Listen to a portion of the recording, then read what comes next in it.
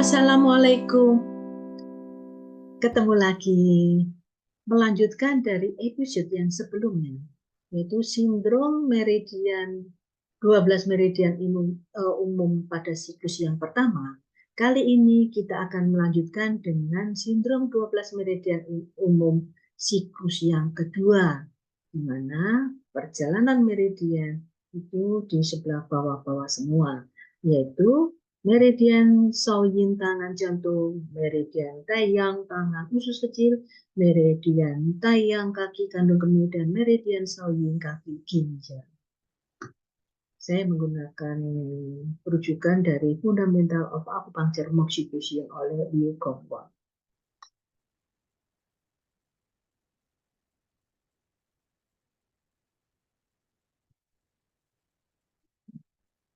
Ya, ini lanjutannya berarti yang kelima. Kelima adalah meridian Shaoyin tangan jantung.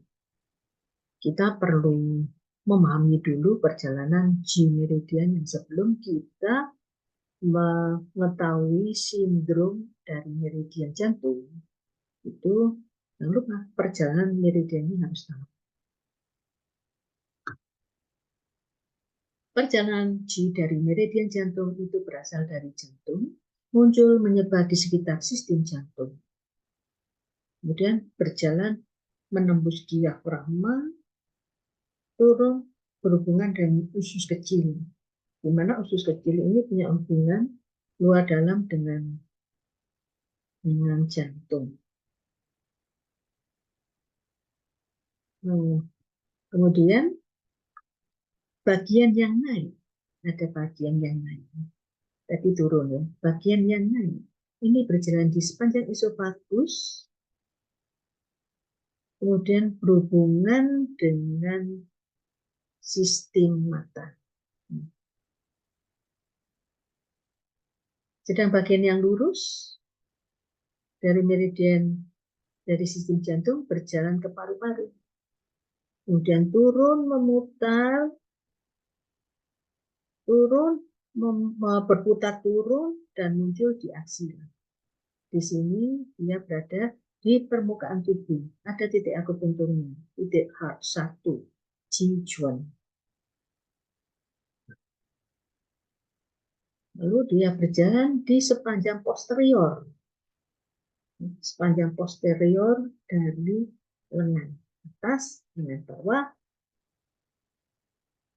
kemudian sampai ke ini pergelangan tangan, ke telapak tangan, berakhir ke ujung jari kelingking di sudut buku sisi bagian. Saya tidak menguraikan detail ya tentang perjalanan meridiannya. Nanti kalau di materi yang meridian dan titik akupunktur itu baru dijelaskan secara detail. Cuma tahu, yang kita tahu bahwa perjalanannya ini di sebelah bawah, terus sebelah posterior. Ingat yang sebelah ini, sebelah atas atau anterior, meridian apa? Nah, kalau belum tahu, lihat episode sebelumnya. Ya, perjalanan meridian di siklus yang pertama. Saya lanjutkan. Kalau kita sudah belajar, sudah tahu perjalanan dari meridian jantung, maaf. Maka apa manifestasi klinis atau tanda dan gejala dari sindrom meridian jantung? Yaitu nyeri dingin di sisi medial lengan.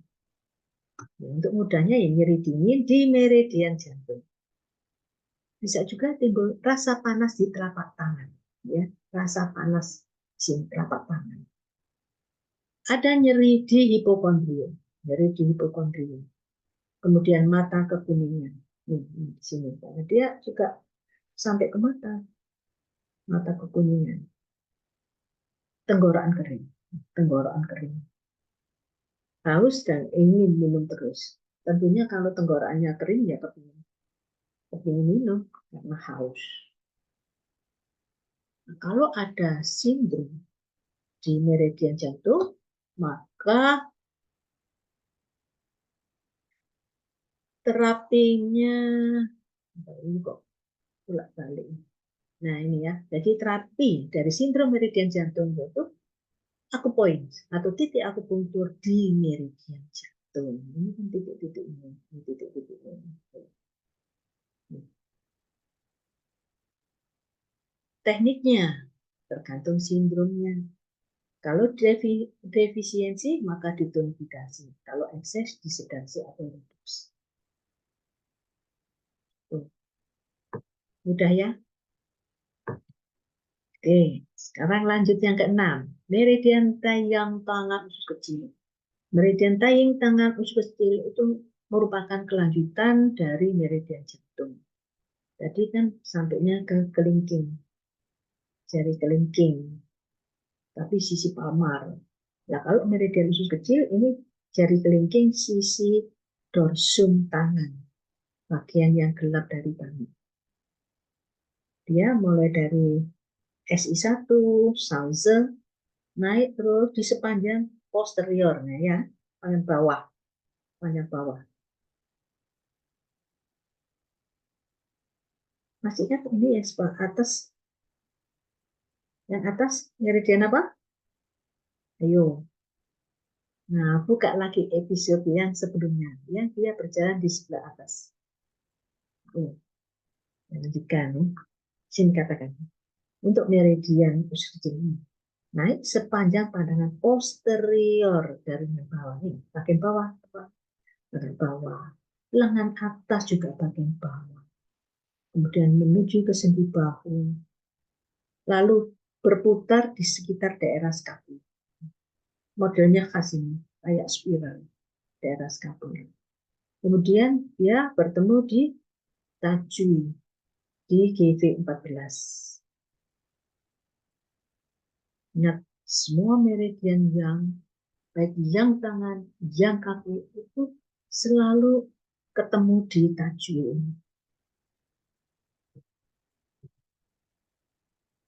Nah, setelah dari tajui, kemudian turun ke fossa supraclavicular.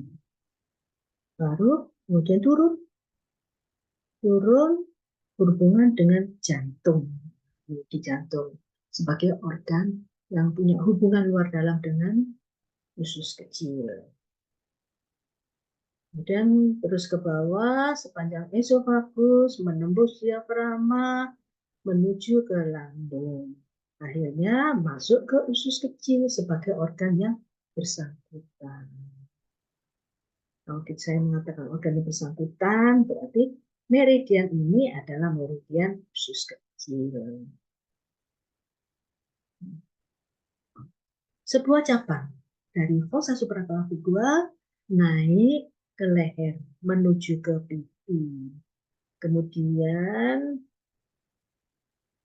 melalui masuk ke canthus externus. Oh, bentar. Kemudian melalui canthus externus masuk ke telinga ke SI19 tingkung. Ada cabang dari pipi berjalan ke infraorbita. Udah berjalan ini ya, dari pipi ke infraorbita. Terus ke ini, canthus internus berhubungan dengan meridian Baker ke L1 Jimmy.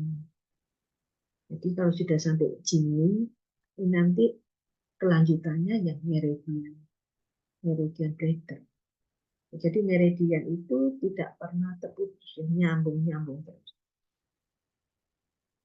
Nah, ini kita sudah tahu perjalanan dari meridian usus kecil.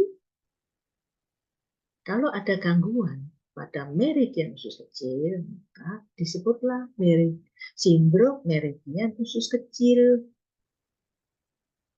Manifestasi klinisnya dari sindrom meridian usus kecil yaitu nih, melewati tenggorokan, bisa terjadi nyeri tenggorokan, terus bisa timbul bengkak di submandibula, bisa nyeri di bahu, dan lengan atas, tapi tepatnya ini di sisi posterior. Terus bisa timbul itu di pipi bengkak, terus nyeri di leher.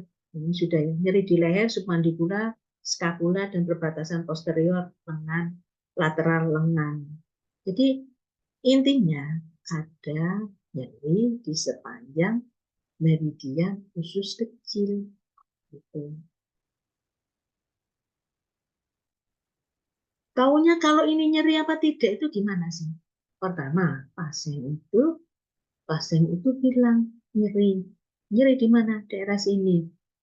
Maka daerah sini kita pikir, oh di sini tempatnya meridian usus kecil. Coba ambil titik-titiknya, dilakukan palpasi, ada rasa nyeri. Kalau dia nyerinya sama, nah berarti itu ada gangguan di meridian usus kecil.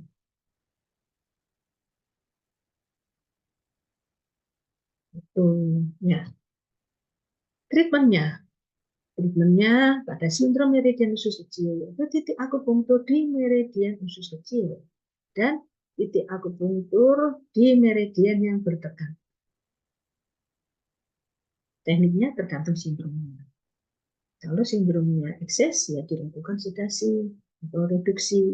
Kalau sindromnya defisien maka dilakukan tonifikasi. Nah ini kok ada apa yang maksud poin di meridian yang berdekatan? Kita tahu meridian yang tangan, yang tangan. Ini apa saja? Ya, ini ada usus kecil, yang di depan usus besar, yang di tengah saja.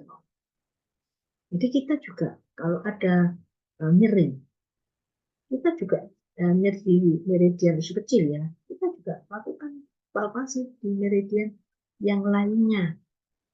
Jangan-jangan juga mengalami gangguan. Kalau mengalami gangguan, juga diterapi. Gitu. Kalau misalnya yang di sini meridian Sanjiao dilakukan palpasi ada nyeri, berarti ini gangguannya juga tidak murni hanya meridian usus kecil, tapi bisa jadi ditambah dengan meridian Sanjiao. Kalau meridian usus besar juga ada nyeri, nah, berarti juga bisa ditusuk di titik akupunktur di meridian usus besar.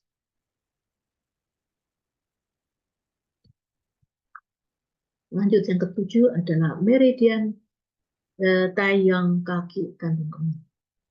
Ya, meridian tayang kaki kandung kemih yang kaki dimulai dari kepala hingga ke kaki panjang ya. Daerah meridian yang kaki ini areanya panjang. Ini mulai dari kepala hingga ke kaki. Bahkan ingat tadi perjalanan meridian kandung kemih ini kelanjutan dari meridian usus kecil. Oke, yang berakhir di sini kan di bladder 1. Ini bladder 1 ini mulai perjalanan dari meridian bladder atau kandung kemih. Ini dari bladder 1. Sudah naik usus ini turun. Belum dia mendominasi di daerah belakang tubuh. Itu adalah meridian tayang kaki kandung kemih. Daerah tubuh mendominasi. Ini digambarkan di sisi kiri karena juga ada meridian bladder di sisi kanan. Perjalanannya dimulai dari PS1 di kampus internus, kemudian naik ke dahi, bertemu dengan GP 24 cm, kemudian bertemu di pahi, daerah vertex, lalu ada cabang yang dari puncak masuk ke kepala berhubungan dengan otak. Kemudian menyebar turun, berturun ya ke sepanjang sisi medial dari skapula. Jadi ini skapula, ini ada sisi medial, ada dua jalur meridian. meridian. Yang pertama ini dulu. Ini dulu meridiannya. Perhatikan. Terakhir di sini. Ini fossa popliteal di sisi bagian belakang, tapi agak ke. Setelah itu ada cabang yang turun di sebelah lateral dari ini, dari yang tadi turun bawah. Kalau yang ini terus sampai ke tungkai bawah, sampai ke malleolus lateralis dan terakhir di jari kelingking kaki.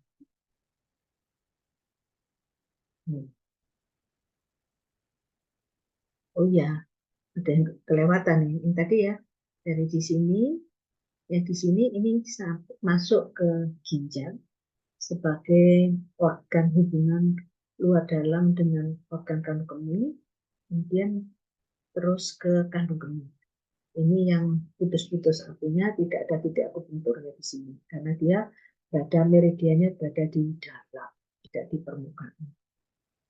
Nah, di sini berhubungan dengan kandung kemih sebagai organ yang bersangkutan. Kalau ada serangan pada meridian kandung kemih, maka timbul sindrom meridian kandung kemih. Manifestasinya yaitu takut dingin, bisa timbul demam. Ini yang sering adalah karena serangan angin yang terkena lebih dulu, yaitu meridian dayang kaki kandung kemih ini. Kemudian hidung buntu, running nose,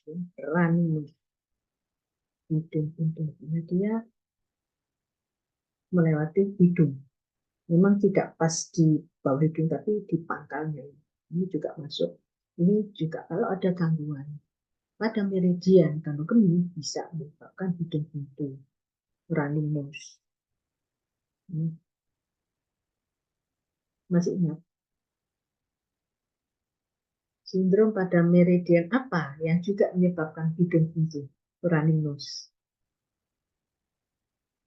Lupa? Kalau lupa, lihat episode sebelumnya. Perjalanan meridian di siklus yang pertama. Nah, ini tantangannya kalau kita sudah tahu perjalanan meridiannya, ya, perjalanan meridiannya ternyata, di siklus yang pertama itu ada meridian yang melewati hidung. Ini di siklus yang kedua juga ada meridian yang melewati hidung. Nah, ini tantangan kalau ada hidung buntu, kita pikirkan ini bukan kelainan organ, maka ada 3 meridian yang melewati hidung. Meridian yang mana saja. Maka kita harus menggali, melakukan anamnesa atau juga melakukan pawasi. Kalau ini hidung buntu, terus meridian sepanjang ini juga ada rasa nyeri. Nah, berarti kita pikirkan itu hidung buntunya karena meridian kandung kemih, sindrom meridian kandung kemih. Kalau di sini tidak ada, tapi berada di depan, kita lihat, coba lihat itu di episode sebelumnya. Meridian banyak. Selain hidung buntu, running nose ini meler. Epistasis yaitu mimisan. Bisa timbul gejala sakit kepala. Meridian ini kan berada di kepala, bisa timbul sakit kepala. Terus ini leher, otot leher kaki, sini nyeri pinggang, bawah, nyeri lutut, tidak nyeri lutut. Terus nyeri pada musculus gastrocnemius di sini, daerah betis. Nyeri di malleolus lateralis, mata kaki sisi luar. Nyeri di jari kelingking kaki. Ya, nyeri di sepanjang meridian kandung kemih. Treatmentnya ya pada sindrom meridian kandung kemih Ya, titik akupunktur di meridian kandung kemih. Ini titik akupunkturnya begini. Ya, sampai ke bawah. Atas sampai ke bawah ada titik akupunktur. Tekniknya dengan sedasi dan polidimoksa. Kalau ada kata-kata sedasi, berarti yang sering mengenai sindrom meridian kandung kemih adalah kondisi ekses dan ekses dingin. Kenapa? Nah ini soalnya tekniknya polidimoksa, tapi kondisinya dingin. Itu yang sering. Sekarang yang ke-8 adalah meridian Soyin kaki ginjal. Merupakan kelanjutan dari meridian kandung kemih. Ini ya, berjalan di sisi yin kaki sebelah posterior. Nah, ya, posterior siklus yang kedua ini posteriorisme. Coba lihat perjalanan sampai ke tungkai bawah, tungkai atas, naik ke atas, mendekati ini daerah midline.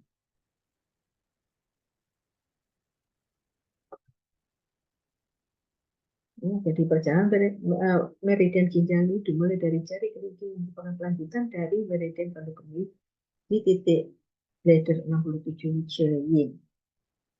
Meridian ginjal berjalan melintang di telapak kaki menuju KI1 Yongchuan. Ini KI1 Yongchuan. Muncul di tepi tuberositas dari osteoarticularis, kemudian berjalan pada posterior, muter. Muter dari malleolus medialis. Ya, mata kaki sisi dalam. Kemudian turun ke tumit, lalu menyusuri medial dari ini.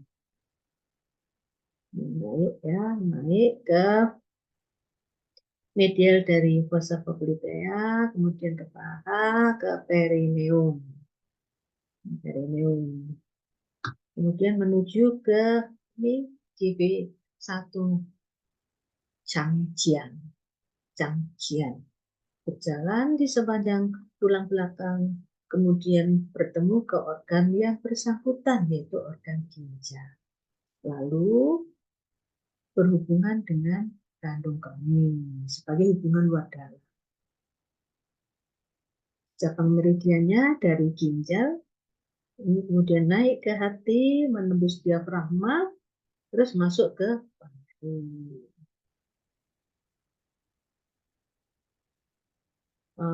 Berjalan mencapai ke trachea,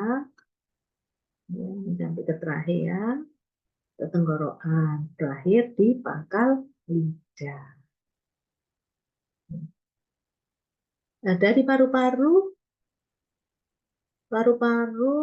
kemudian muncul cabang berhubungan dengan jantung. Lalu bertemu dengan perikardium, embus jantung, yang merupakan kelanjutan dari meridian ginjal. Jadi siklus yang kedua ini ada 4 meridian, di mana yang terakhir adalah meridian ginjal. Setelah itu kembali menuju ke siklus yang ketiga. Nah, kita sudah tahu ya perjalanan meridian ginjal.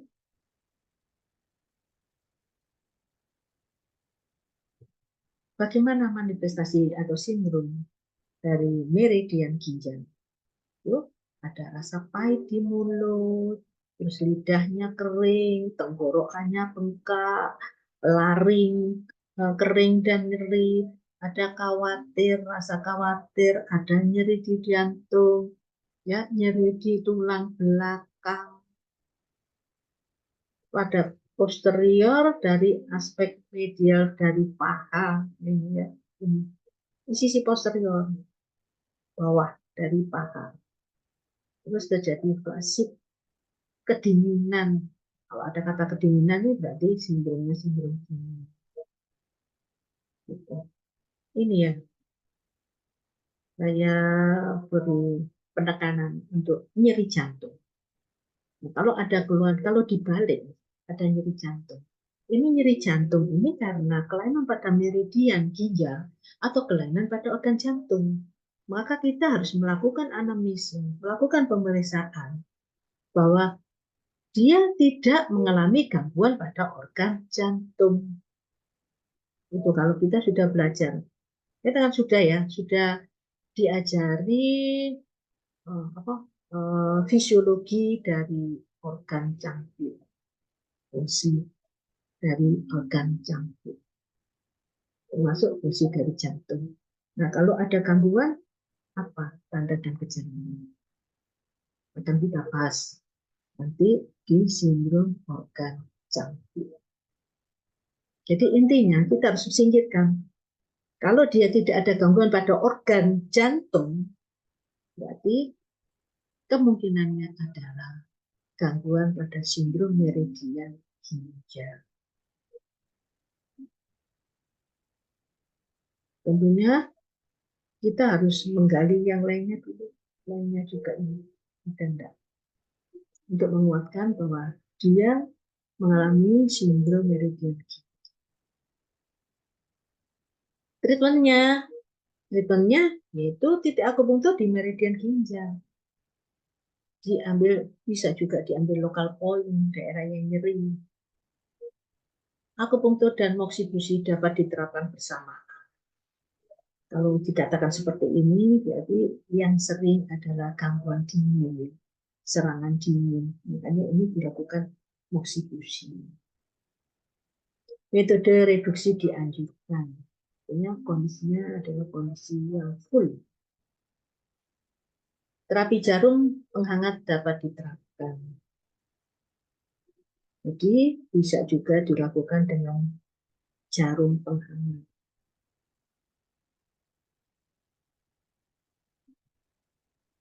Ya, selesai sudah. Sindrom meridian di siklus yang kedua. Selanjutnya kita akan membahas sindrom meridian di siklus yang ketiga yang berjalan di tengah semua. Ikuti episode selanjutnya. Terima kasih. Wassalamualaikum warahmatullahi wabarakatuh.